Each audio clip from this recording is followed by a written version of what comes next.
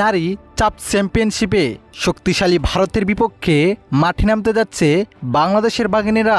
আর এই ম্যাচটি খেয়ে জিতবে ভারত নাকি বাংলাদেশ দল? ম্যাচের আগেই ফলাফল ফাঁস করে দিল জ্যোতিষী বিড়াল।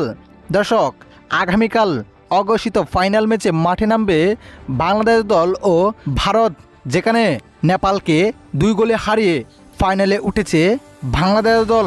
অন্যদিকে ভুটানকে 1 গোলে পরাজিত করে ফাইনালে উঠেছে শক্তিশালী ভারত। তাই বলা যায় ম্যাচটি হাড্ডাহাড্ডি লড়াইয়ে হবে।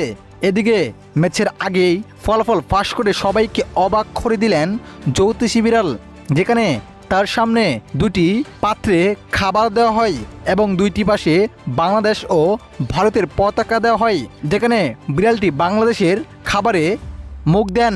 এতে নিশ্চিত করে বলা যাচ্ছে ম্যাচটি বাংলাদেশে জিততে পারে।